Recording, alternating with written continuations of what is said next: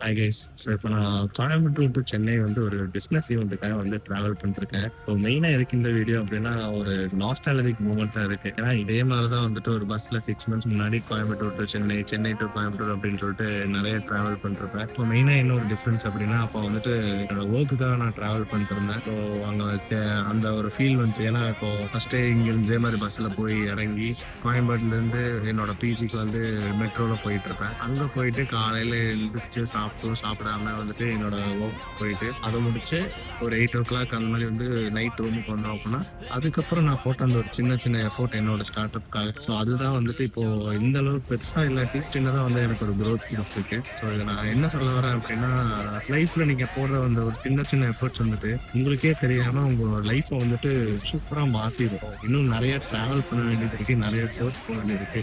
Just இந்த ஒரு மூமெண்ட்ட enjoy பண்ணணும் அப்டின்னு சொல்லிட்டு தோணுச்சு.